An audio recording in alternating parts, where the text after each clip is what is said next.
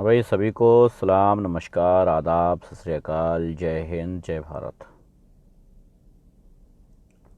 भाई, अब तो विदेशों से भी शुरू हो गया है किसानों का समर्थन।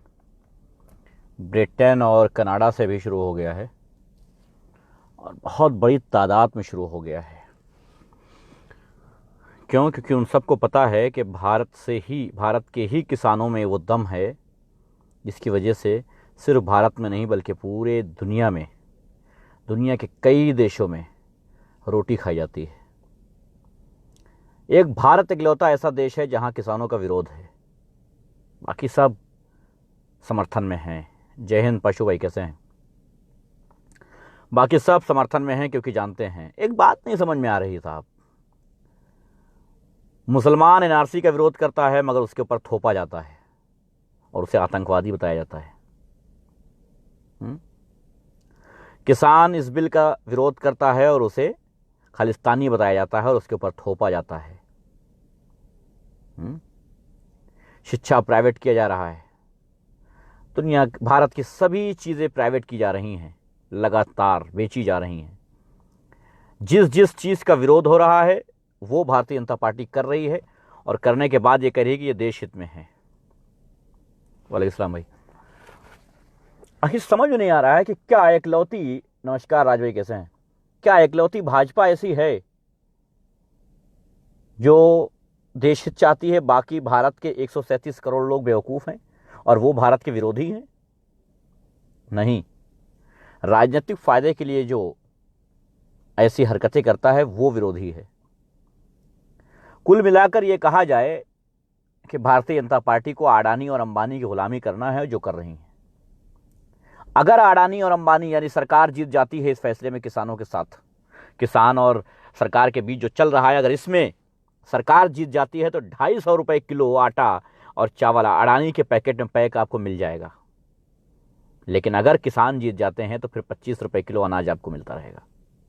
मर्जी आपकी है, 250 रुपए किलो में अडानी अंबानी के पैकेट खरीदने हैं या 25 रुपए किलो किसी भी परचून की दुकान से खरीद लेना है। दिल करे तो किसानों का समर्थन करना, दिल करे तो विरोध करते रहना। गोबर खाने वालों की कोई बात नहीं है, वो गोबर खाते हैं, उनको अनाज से मतलब नहीं। लेकिन अगर आपको अनाज से मतलब है तो आपको समर्थन करना पड़ेगा, तब आपको समर्थन करना पड़ेगा। करिए समर्थन। विदेशों से भी समर्थन शुरू हो गया है। सिर्फ अपना ही देश एक ऐसा है जहां समर्थन शुरू नहीं हुआ है। लेकिन जो लोग अभी विरोध कर रहे हैं, मैं उनकी बात कर रहा हूं। अच्छा, एक पायल घोष नामक फ्लॉप एक्ट्रेस है जिसने आज बताया कि उसके घर में मुसलमानों के हाथों से पानी नहीं पिया जाता है। बहुत अच्छे, यही तो चाहती है भारतीय जनता पार्टी। और बता दूं कि रिसेंटली उसने भारतीय जनता पार्टी ज्वाइन किया है। आज उसने बताया कि हमारे घर में मुसलमानों के हाथ से पानी तक नहीं पिया जाता है, हमारे घर वाले नहीं पीते हैं। इस नफरत के दौर में क्या होगा आपका, आपके बच्चों का क्या होगा? वालेकुम सलाम भाई, क्या होगा? कभी सोचा है? तबाही और बर्बादी होगी। यहीं तक नहीं रुके हैं बात, चलते हैं बिहार। वहाँ के एक साहब हैं, विधायक जी, उन्होंने कहा है कि मजहब सिखाता है आपस में बैर रखना। कमाल है साहब, मजहब सिखाता है आपस में बैर रखना। सत श्री अकाल पाजी, कैसे हैं? वालेकुम सलाम। कमाल है, ऐसे लोगों को बिहार वासी भी चुन करके भेज चुके हैं जो मजहब सिखाता है आपस में बैर रखना। भाई, कौन सा मजहब है आपका विधायक जी जो आपस में बैर रखना सिखाता है? हमारा मजहब तो कभी आपस में बैर रखना सिखाता ही नहीं, चाहे हिंदू हो, मुस्लिम हो, सिख हो, ईसाई हो, सब एकता। और अगर एकता देखनी है तो आइए साहब, किसानों के जुलूस में आइए, किसानों के इस विरोध में आइए, आंदोलन में आइए, आपको पता चल जाएगा कि मजहब क्या सिखाता है। आटा सिख सान रहे हैं, रोटियां मुस्लिम बेल रहे हैं, सिकाई हिंदू कर रहे हैं, उसके बाद मिल बांट के खा रहे हैं। अगर देखना है तो किसानों के साथ आओ, जुड़ जाओ, एकता समझ में आ जाएगी किसे कहते हैं। वालेकुम सलाम भाई, वालेकुम सलाम। खैर, हम किसको समझा रहे हैं? हम उन लोगों को समझा रहे हैं जिनको सबसे ज्यादा असर तब पड़ता है जब उनके धर्म को कुछ बोल दिया जाए। उनको असर तब बिल्कुल नहीं पड़ता है जब उनके बाप को या उनकी मां को बोल दिया जाए। उनके बच्चों का भविष्य बर्बाद कर दिया जाए तब बुरा नहीं लगता है, लेकिन अगर ये कह दिया जाए कि आपका धार्मिक स्थल नहीं बनेगा, सिर्फ कह दिया जाए कि नहीं बनेगा, तो गोलियां चल जाती हैं। वालेकुम सलाम साहिल भाई, कैसे हैं? खैर, कुल मिलाकर के हम उन्हीं को समझा रहे हैं जो बलात्कार पे कानून की मांग नहीं करते हैं, मांग करते हैं लव जिहाद पर, जो तथाकथित है, जो शब्द बनाया हुआ है, राजनीतिक फंडा है। उस राजनीतिक फंडे पर हम डिमांड करते हैं कि साहब लव जिहाद पर कानून होना चाहिए। और हम ये भूल जाते हैं कि आज भी 100 से ज्यादा बलात्कार भारत में हुए हैं। जब मैं लाइव होता हूं शाम को तो ये मत समझा करो कि आज बलात्कार नहीं हुए, बलात्कार फिर भी हुए हैं। हर दिन 100 से ऊपर बलात्कार भारत में हो रहे हैं साहब। उसी मुल्क की बात कर रहा हूं जहां पूजी जाती हैं देवियां। रब्बानी साहब कह रहे हैं आपसे बात करनी, भाई मैसेंजर पे मैसेज कर लीजिएगा, नंबर भी है, व्हाट्सअप कर सकते हैं, प्रोफाइल पे नंबर लिखा हुआ है। खैर, आप लोग अपना काम करते रहें, और जो एकता चाहते हैं, भाईचारा चाहते हैं, इंसानियत चाहते हैं, वतन की बेहतरी के लिए, मुल्क की खूबसूरती के लिए काम करना चाहते हैं, वो लगातार करते जा रहे हैं। चंद लोग ही हैं इस देश में जिनकी बदौलत भारत की एकता, भारत की अखंडता मौजूद है। वालेकुम सलाम भाई, वरना कब के खत्म हो गया होता। ये मत समझना कि बोलने से कुछ नहीं होता है साहब, बोलने से ये होता है कि जब कुछ करने चलते हैं ये भाजपाई या ये सत्ताधारी या ये राजनीतिक पार्टी के लोग, जब कोई ऐसा अमल, कोई ऐसा काम करने वाले होते हैं जो जन विरोधी होता है, तो सोचते हैं कि विरोध करने वाले तो विरोध करना शुरू हो जाएंगे। इसके लिए बच के करो, डर के करो, धीरे से करो, आराम से करो, ऐसा ना हो कि उनको खबर हो जाए। कई चीज़ें ऐसी हैं जो नहीं चालू की जा रही हैं, अभी नहीं शुरू की जा रही हैं, क्योंकि जानते हैं कि विरोध हो जाएगा। और विरोध जो करते हैं वही करते हैं, कोई विरोधी नए नहीं पैदा होते हैं। वालेकुम सलाम भाई, विरोधी नए नहीं पैदा होते हैं। जो विरोधी हैं, जो विरोध कर रहे हैं, जो सही और गलत में फर्क देख पा रहे हैं और आपको बता पा रहे हैं, जो गिनती के लोग हैं, उंगलियों पे गिने जा सकते हैं, उन लोगों से डरती हैं सरकारें। आप इस बात को मान लेना, वो कोई भी हो, उनको फंसाने का काम किया जाता है। इसीलिए काम किया जाता है फंसाने का, इसीलिए फंसाने का काम किया जाता है कि कहीं ऐसा ना हो कि उनकी गलत हरकतों का विरोध हो जाए। इसलिए बोलते रहिए। ये मत समझिएगा कि आपके बोलने से असर नहीं पड़ता, बहुत असर पड़ता है। वो आपको असर दिखता नहीं है, लेकिन असर बहुत पड़ता है। असर ना पड़ता तो 42 रिपोर्ट्स थोड़ी हो जाती, FIR थोड़ी हो जाती, 42 सिर्फ बोलने पर। असर पड़ता है तभी FIR होती हैं, वरना आज के दौर में FIR करने कौन जाएगा। अगर 42 FIR हो जा रही हैं किसी बात पे, किसी कहने पर, तो हो सकता है कि असर पड़ता है। कंबल मुस्लिम भाई ला रहे हैं, हिंदू भाई ग्राउंड से जुड़े हैं, सिख भाई लंगर चला रहे हैं, और यह सब एक साथ खालिस्तानी लग रहे हैं। सही बात है। नहीं भाई, असल में मसला ये है कि जब मुसलमान विरोध करे तो आतंकवादी है, पाकिस्तानी है।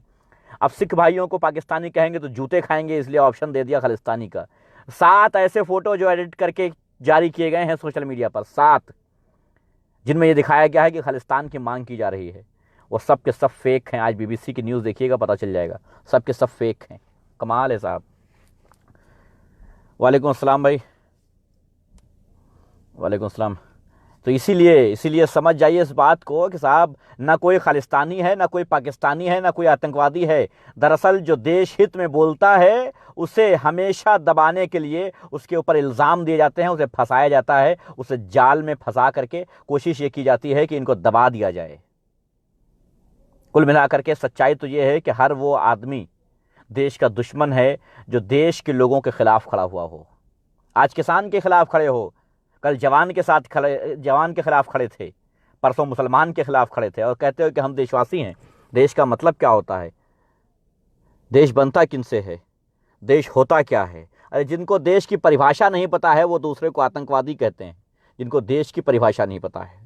भारत माता की जय और फिल्म में, पिक्चर हॉल में जाकर के राष्ट्रगान चला लेने से देश का कल्याण नहीं होता है साहब। देश का कल्याण करने के लिए मेहनत करनी पड़ती है, देश का कल्याण करने के लिए हल चलाना पड़ता है, देश का कल्याण करने के लिए मेहनत करनी पड़ती है। हर विभाग में जिसमें आपका हुनर है उसमें आपको सहयोग देना होता है। लेकिन नहीं साहब, आप चाहते हैं कि आप जाकर के पिक्चर हॉलों में जाकर के, सिनेमा घरों में राष्ट्रगान गाएंगे और उसके बाद खड़े हो जाएंगे और कहेंगे हम देश हित में काम कर गए। लानत है आप पे। जी हाँ भैया, बिहार को सिर्फ एक MLA MP के कमेंट पर आज जज मत कीजिए। बिहार बहुत अलग है, बिहारी प्रेम पुजारी होते हैं, उन्हें धर्म मजहब से कोई लेना देना नहीं है। नहीं राज भाई, मैं सारे बिहारियों की बात नहीं कर रहा हूँ, मैं सिर्फ उस विधायक की बात कर रहा हूँ जो घटिया हरकत है जिसकी। क्योंकि सिर्फ बिहार नहीं, बल्कि चाहे यूपी हो, चाहे दूसरा कोई प्रदेश हो, चाहे घर हो, हर आदमी जैसा नहीं होता है भाई, बिल्कुल।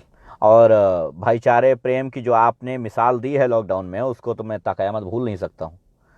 तो सारे बिहारियों की बात नहीं है, ये बात सिर्फ उस विधायक की है जिसने बताया है कि मजहब सिखाता है आपस में बैर रखना।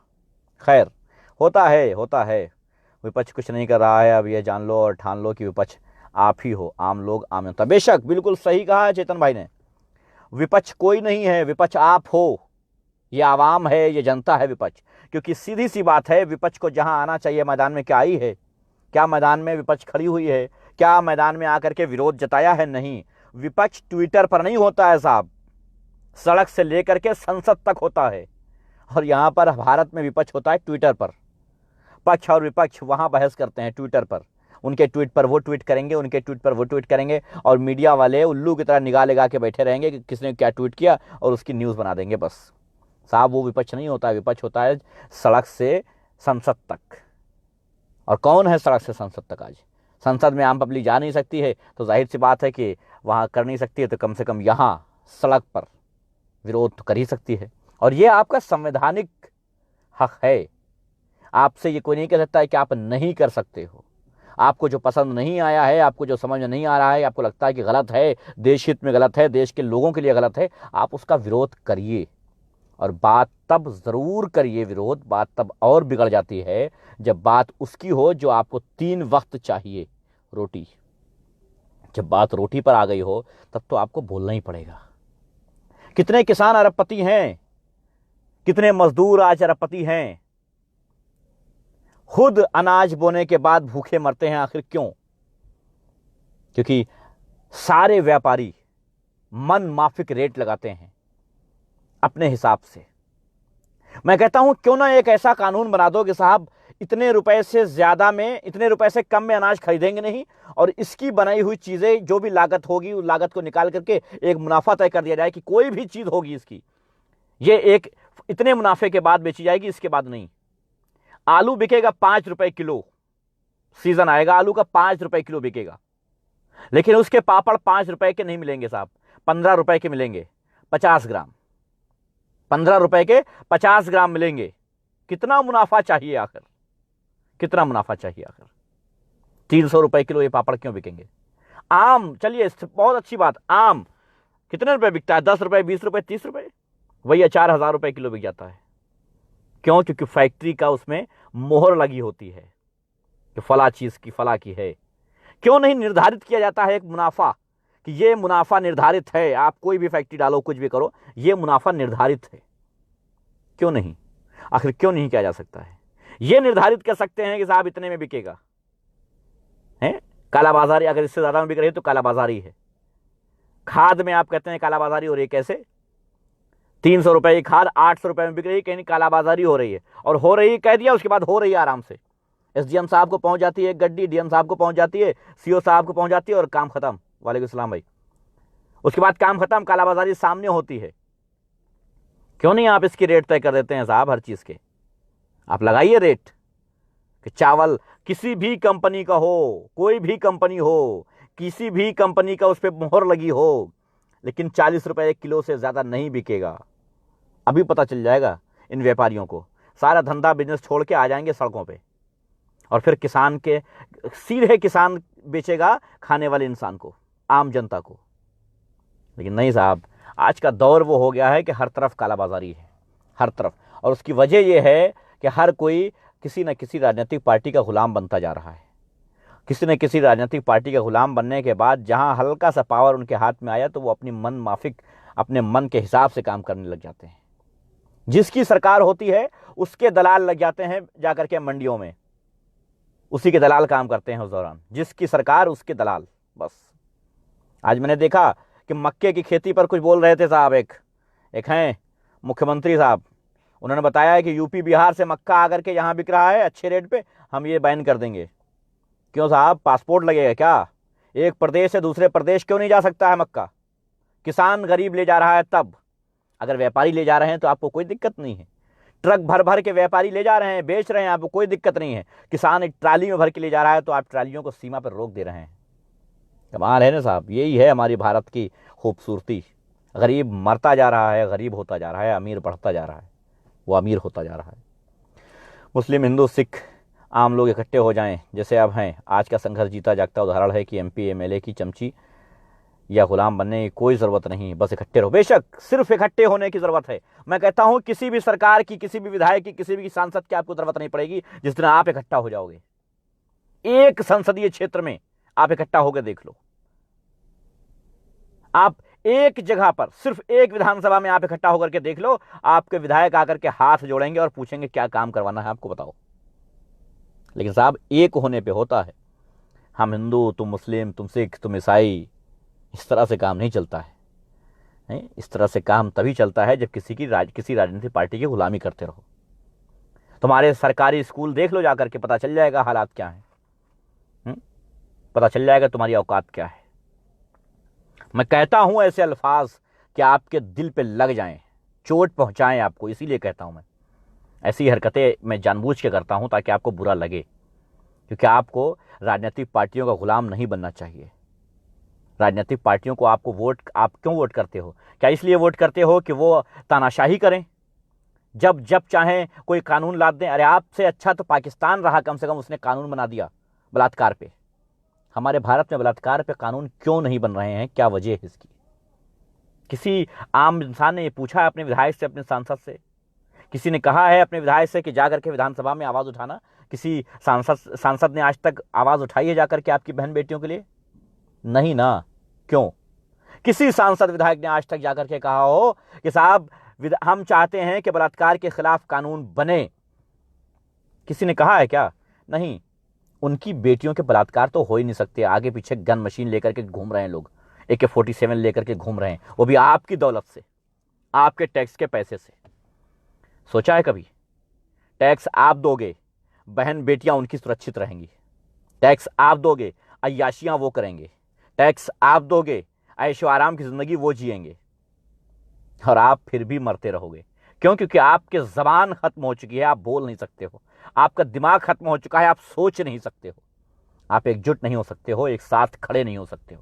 जिस दिन आप एक सफ में एक साथ खड़े हो गए ना, एक लाइन में खड़े हो गए ना, एक भीड़ में खड़े हो गए ना, उस दिन आपका विधायक, आपका सांसद आकर के आपके आगे हाथ जोड़ करके खड़ा होगा और कहेगा हुक्म करें साहब, कौन सा काम बाकी है आपके क्षेत्र का। लेकिन ये सब आप नहीं करवा सकते हैं। आपको ये करवाने के लिए एकजुटता जरूरी है, जो भारत देश में बहुत मुश्किल काम है। अभी किसानों पर एक साथ खड़े हुए हैं लोग। ये खुशकिस्मती है किसानों की कि आपके साथ सब लोग खड़े हो रहे हैं, वरना ये भारत है साहब। यहाँ तो बेटियों का बलात्कार होता है तो लोग बलात्कारियों के समर्थन में खड़े हो जाते हैं, कहीं हक पे न बोलना पड़ जाए इसलिए। बलात्कारी के विरोध में नहीं खड़े होते हैं, हक के साथ नहीं खड़े होते हैं, बातिल के साथ खड़े होते हैं। अगर आज आप हक पे हैं और आपके साथ लोग खड़े हो रहे हैं तो शुक्र मनाइए आप।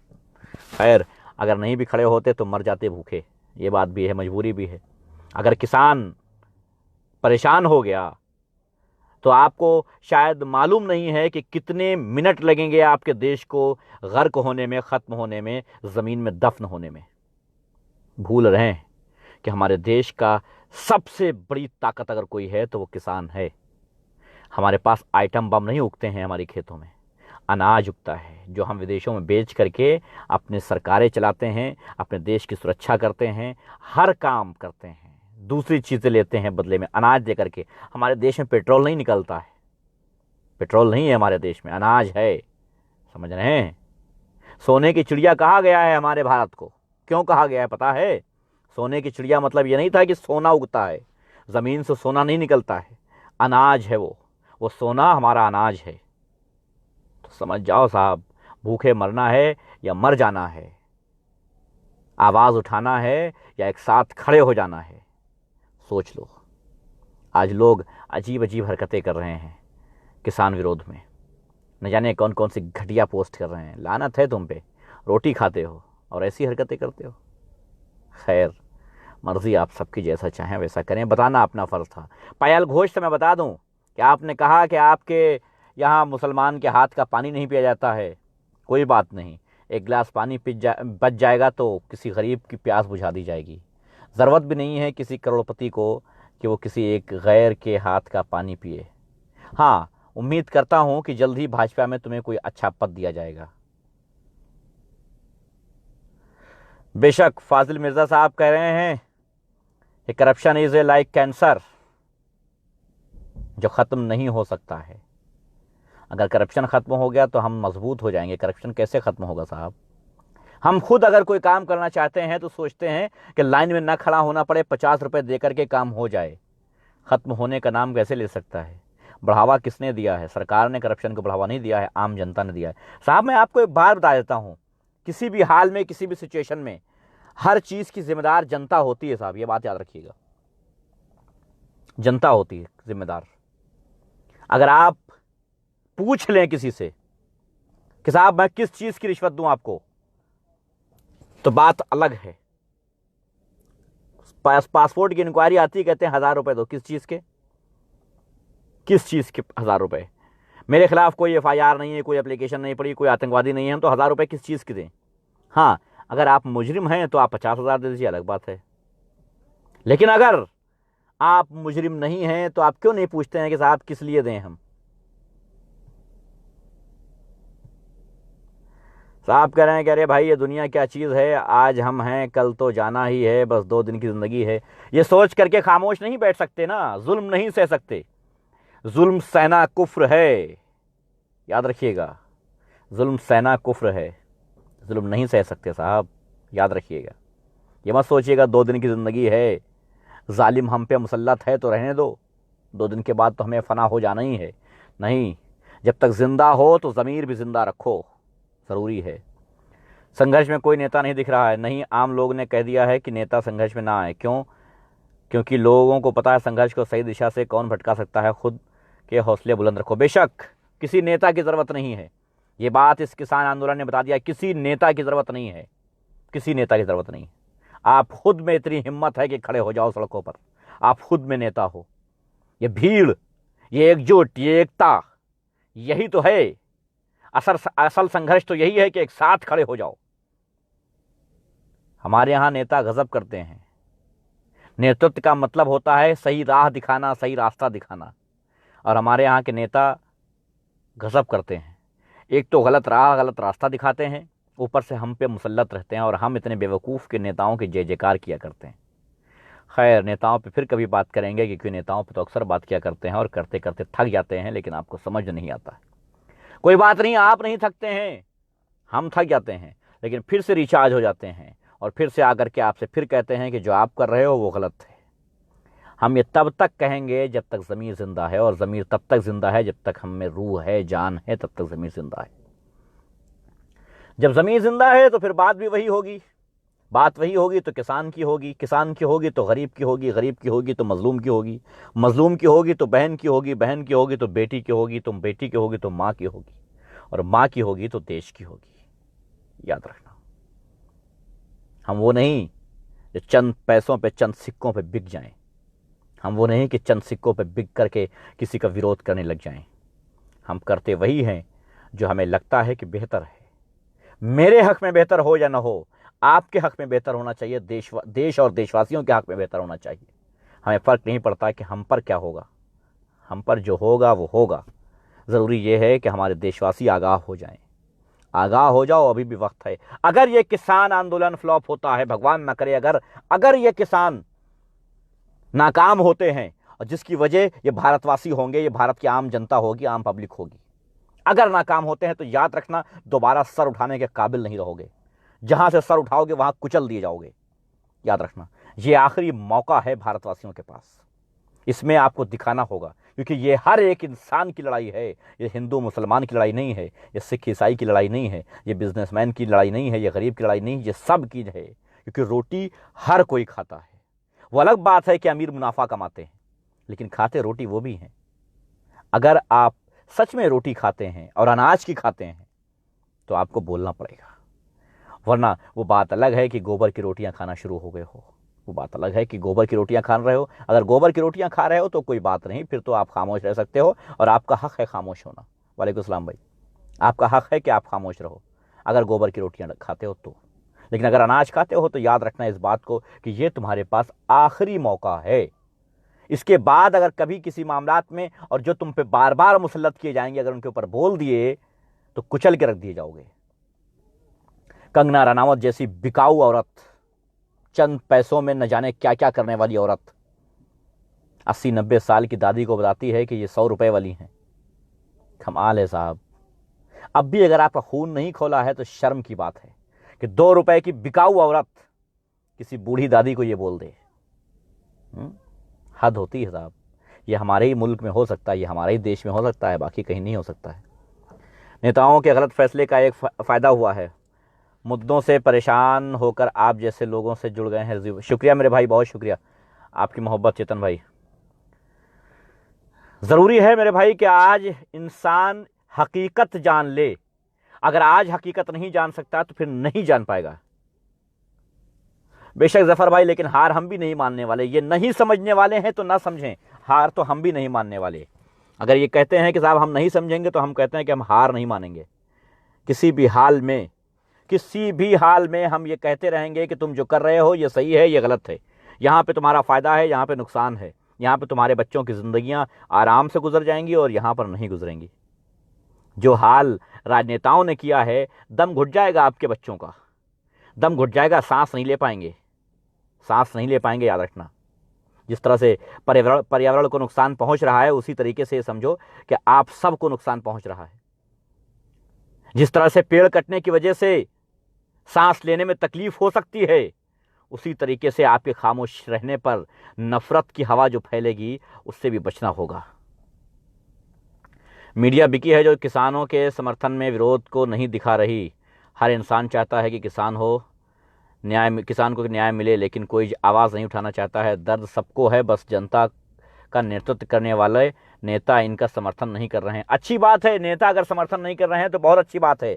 वरना मीडिया जो दलाल, जो बिकाऊ गोदी मीडिया है, ये साहब कहेगी कि ये राजनीतिक लोगों से जुड़े हुए हैं। वो एक है खोपड़ी, वो कहाँ से छूट के आया है, जेल वेल से आया है, वो पता नहीं कहाँ, तिहाड़ी पिहाड़ी को जिसको बोलते हैं, उसकी शक्ल देख करके थूकने का मन करता है। उगालदान हमारे रूम का इससे अच्छा है, जिससे उसकी शक्ल है उससे अच्छा तो उगालदान है।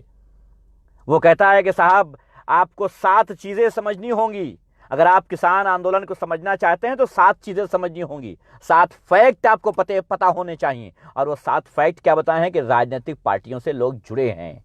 बोले कि खालिस्तानी आतंकवादियों का संगठन इसमें मिला हुआ है, इसमें कांग्रेस मिली हुई है, इसमें आम आदमी पार्टी और इसमें अकाली दल मिला हुआ है। अरे थूकता हूं तुम पर। शाम को जा करके अपनी पत्नी से कहना कि गोबर की रोटी बना दे, वही खाना। राजनीतिक फायदे देख रहे हो। किसान गरीब मर रहा है, किसी को कोई खबर नहीं है। किसान की बेटी का रेप हो रहा है, कोई कानून नहीं है इस देश में। सेंगर याद होगा आपको, उन्नाव केस, लड़की का पता नहीं है, वकील का एक्सीडेंट हुआ था, कल वो एक्सीडेंट में मारे गए हैं। जो सेंगर के खिलाफ मुकदमा लड़ रहे थे, वकील साहब मारे गए कल, एक एक्सीडेंट में उनकी मौत हो गई। कुछ नहीं बचता है, कुछ भी नहीं बचता है। एक गरीब की लड़ाई लड़ने के लिए कोई नहीं आता है। क्या आपको पता है कि वो उन्नाव वाली बेटी अचानक से कहां गायब हो गई है? क्या मालूम है आपको कि वो कहां है? उसके केस का क्या हुआ? कितने दिन का टाइम दिया था? 48 दिन का टाइम दिया था कोर्ट ने कि 48 दिन में फैसला सुनाया जाए। कहां है वो? फैसला क्यों नहीं हुआ? 48 दिन में कहा था। क्या हो गया कि अचानक से गायब हो गई वो लड़की? ना मीडिया में है, ना सोशल मीडिया पे है, ना किसी को दिख रही है, कुछ नहीं। इशारतन ये बताता जाऊं आपको कि ट्रामा सेंटर में आग लगी थी। जिस दौरान उसे लखनऊ से दिल्ली शिफ्ट किया गया था, उसी दौरान ट्रामा सेंटर में आग लगी थी। पता चला था कुछ पेपर जल के राख हो गए हैं, न जाने क्या क्या राख हुआ होगा।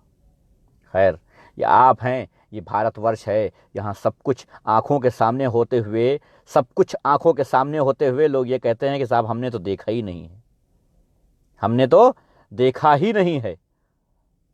क्या ख्याल है? यही होता है ना कि हमने तो साहब देखा ही नहीं है। सामने, आपके सामने बहन बेटियों पर तेजाब डाल दिया जाता है और आपने कुछ भी नहीं देखा हुआ होता है। बेटियों को जिंदा जला दिया जाता है और आपने कुछ नहीं देखा है। किसान को किसान नहीं मान रहे हैं, नहीं मानेंगे ये किसान को किसान। ये मुसलमान को मुसलमान नहीं मानते हैं, आतंकवादी मानते हैं। ये किसान को किसान नहीं मानते हैं, खालिस्तानी मानते हैं। अच्छा, मैं जानना चाहता हूं जो ब्रिटेन और कनाडा के लोग किसानों के समर्थन में आए हैं वो भी खालिस्तानी हैं क्या?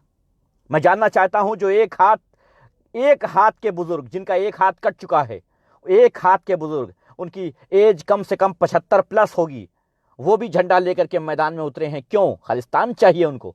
वो अपना नया मुल्क की बात कर रहे हैं क्या? नहीं साहब, वो बात कर रहे हैं कि हमारे अनाज को सही रेट में बेचा जाए, दलालों को हमारे बीच से हटाया जाए, ये कहना चाहते हैं। लेकिन आप नहीं समझेंगे, आप नहीं समझेंगे उनके दर्द को, उनकी तकलीफ को आप नहीं समझेंगे। इमोशनल होने की कोई ज़रूरत नहीं है हमें। मुझे मालूम है कि ये हमारा देश है, यहाँ रोने का भी फ़ायदा उठाया जाता है, आंसू का भी फ़ायदा उठाया जाता है। कहते हैं साहब, मिलिट्री के जवान जब मारे जाते हैं तो क्या कहा जाता है हमारे देश में? इनका खून रहेगा नहीं जाने देंगे, व्यर्थ नहीं जाने देंगे। आखिर में क्या करते हैं? उस पर जम के राजनीति करते हैं। सच है, रहेगा नहीं जाता है, वो हकीकत है, ये व्यर्थ नहीं जाता है, उस पर जम के राजनीति होती है। यही हमारा देश है साहब। उन किसानों की वीडियोस देखने के बाद अगर आपके आंसू नहीं रुके तभी आप इंसान हैं। और अगर आपके आंसू रुक जा रहे हैं उनकी मजलूमियत देख करके, जो हर इंसान के लिए रोटी का इंतजाम करते हैं, जो जमीन पे सोते हैं, जो आसमान को चादर बनाते हैं, वो आज सड़कों पर खड़े हैं। अरे वो तो रोटियों को भी चूम कर खाते हैं, आपकी तरह आधा खा करके आधे कुत्तों को नहीं खिलाते हैं, रोटियों को भी चूम के खाते हैं। साहब, अब भी वक्त है, समझ जाओ। ये लड़ाई किसी एक की नहीं है, किसी धर्म, किसी जात की नहीं है। ये लड़ाई किसी अलग, किसी व्यर्थ, किसी जवान की नहीं, किसी बुजुर्ग की नहीं, किसी बच्चे की नहीं, किसी औरत की नहीं, किसी आदमी की नहीं। ये लड़ाई हम सब भारतीयों की है। ये लड़ाई हमारे बच्चों के रोटी की है। ये लड़ाई लड़नी होगी, इसमें एकजुटता होनी चाहिए, हर हाल में होनी चाहिए। मुझे मालूम है सरकार क्यों इतनी देरी कर रही है इन मामलात में। सरकार चाहती है कि इस आंदोलन का दम घुट जाए, लेकिन एक बात याद रखे सरकार, कि इस आंदोलन का दम नहीं घुटेगा। दम उनका घुटेगा जो इनके विरोध में खड़े हैं, दम उनका घुटेगा जो इनकी मुखालिफत में खड़े हैं, दम उनका घुटेगा। इस आंदोलन का दम नहीं घुट सकता, क्योंकि सड़क पर जवान है तो हर जगह उनके लिए कोई ना कोई लड़ने के लिए खड़ा है। जो लोग विदेशों में हैं वो सोशल मीडिया के जरिए, जो लोग देश में हैं वो सड़कों पर निकल करके उनके साथ खड़े हैं। इस लड़ाई को तो एकजुट होकर ही लड़ना होगा। नौजवान हो, हिंदू हो, मुसलमान हो, सिख हो, ईसाई हो, किसी को नहीं पता इसमें वो कौन है। साहब आइए, अगर कपड़ों से पहचानने की बात करते थे ना, तो आइए सड़कों पर, पहचानिए कपड़ों से और कहिए कि ये हिंदू है, ये मुसलमान, ये सिख है, ये ईसाई। यही तो बात है साहब। इस बार आप भी कंफ्यूज हो गए हैं साहब। गांजा पी करके म्यूजिक सुन लेना अलग बात होती है, खेतों में हल चला करके अनाज को पैदा कर लेना अलग बात होती है। कोई भी जाकर के गांजा पी करके उंगलियां जाकर के थिरा सकता है, म्यूजिक पर म्यूजिक चला करके उंगलियां थिरका सकता है, लेकिन जब हल चलाना पड़े तब पता चले साहब। जब आपके बच्चे भूख से मर रहे हो ना, तब आपको पता चलेगा। अनाज इतना ज्यादा उगता है, लेकिन सबसे खराब रेट में किसान के हाथ से गुजर जाता है। वो आगे बढ़ने के बाद हाई फाई रेट हो जाते हैं। कोई चीज का सीजन हो, सस्ता हो गया, सीजन खत्म हुआ, महंगा हो गया। क्यों? क्योंकि वो व्यापारियों ने रोक रखा है। जब बिकता है, आज देख लीजिए भारत में धान बिक रहा है 800 में, 1000 में। सोचने वाली बात है, 1000 में, 800 में धान बिक रहा है। और यही चावल अभी 100 रुपए में बिकेगा 2 महीने के बाद, जैसे ही व्यापारी के हाथ पहुंचेगा। कुछ तो दाल में काला है साहब। बचा लो अपने मुल्क को। और आपका मुल्क किसानों से चलता है, ये बात आप याद रखना कि आपका मुल्क किसानों से चलता है, मजदूर से चलता है, गरीबों से चलता है। आपको एकजुट खड़े होना पड़ेगा, आपको एक साथ खड़े होना पड़ेगा और बोलना पड़ेगा कि हम हिंदू मुसलमान नहीं हैं, हम सिख ईसाई नहीं हैं, हम इंसान हैं, हम इंसानियत के लिए लड़ रहे हैं, इंसानियत के लिए खड़े हैं। हमें फर्क नहीं पड़ता इसमें कोई राजनीतिक पार्टी साथ आ रही है या नहीं आ रही है। हमें फर्क नहीं पड़ता इसमें सत्ता में कौन है और विपक्ष में कौन है। हमें फर्क पड़ता है इससे कि हमारे खिलाफ गलत कानून जो बनाए गए हैं ये हटाए जाएं। हम किसान हो या ना हो, हमारा फर्ज है कि हम किसान के साथ खड़े रहें। अगर हम किसान नहीं हैं तब भी। और याद रखना, जो मीडिया वालों, तुम भी याद रखना, जो तुम लोग ये हरकतें कर रहे हो ना, जाकर के पूछ रहे हो कि आलू कैसे उगाया जाता है, खैर मनाओ, खैर मनाओ। कि किसी ने ढंग से तुमको समझाया नहीं। क्योंकि जूता जिहाद तुम्हारे ऊपर लाजमी बनता है। जूता जिहाद जब तक नहीं होगा तुम्हारे ऊपर, तब तक मज़ा नहीं आएगा। और भगवान की शपथ, भगवान की शपथ, कहीं A to Z, आज नहीं आदि तक, किसी भी आंदोलन में, किसी भी संघर्ष में, कहीं भी अगर हमें कोई मिल गया तो हालात उसके ऐसे होंगे जैसे रामदेव बाबा के हुए थे। जैसे रामदेव बाबा के हुए थे कि किसी की शलवार पहन के भागना पड़ा था, वही हाल होगा। भगवान के जाकर के पूजा करो और कहो कि मेरे सामने कभी मत आना, वरना अगर हम आ गए तो वो चीज़ें कहेंगे जो तुमको किसी दूसरे की शलवार पहन के भागना पड़ेगा साहब, याद रखना। क्योंकि इसके अंदर भरा पड़ा है सब कुछ, दिमाग में नहीं दिल में भरा है तुम्हारे खिलाफ, याद रखना। क्योंकि तुम लोगों ने इस गरीब, इस देश के गरीब को, इस देश के मजलूम को बहुत ज़्यादा सताया है, बहुत ज़्यादा तकलीफ़ें दी हैं, बहुत ज़्यादा तकलीफ़ें दी हैं। और वो बात कम से कम एहतिशाम रिजवी तो नहीं भूलता है। आप हमसे लड़ाई कर लें साहब, वो हम चंद दिनों में भूल जाएंगे, लेकिन आप हमारे सामने किसी गरीब के थप्पड़ मार देंगे, वो हम ताक़यामत नहीं भूल सकते हैं जब तक आपसे बदला न ले लें, याद रखिएगा। चलिए, बहुत बहुत शुक्रिया आप सबका। पुराने कपड़े बांटने का जो प्रोसेस था पिछले साल भी शुरू किया गया था, इस बार भी शुरू कर दिया गया है। आप हज़रात जिसके पास भी, आप सबके पास, जो हमारे व्यूवर्स हैं, आप सबके पास जिनके पास भी पुराने कपड़े मौजूद हैं सर्दी के, वो हमसे व्हाट्सएप पर कांटेक्ट कर लें। हम उनको प्रोसेस बता देंगे क्या प्रोसेस है। उसके बाद वो गरीबों तक, मजलूमों तक, उन तक जिनके बदन पे कपड़े नहीं हैं, उन तक पहुंचा दिए जाएंगे आपकी मदद से। बहुत बहुत शुक्रिया। उम्मीद करते हैं कि इस सर्दी में 5,000 की जैकेट आपने जो पहनी है, उसकी जो पिछले साल ख़रीदी थी जैकेट, जो ख़राब हो गई है, जो आपके घर में कहीं कहीं अलग पड़ी होगी, किसी गैलरी में किसी में पड़ी होगी, वो निकाल करके किसी गरीब के तन पर रख देंगे। उम्मीद करता हूँ ऐसी में कि किसी गरीब के तन पे वो जैकेट रख देंगे, वो कपड़ा रख देंगे। ठीक है, बहुत बहुत धन्यवाद आप सबका, शुक्रिया। जय हिंद, जय जवान, जय किसान।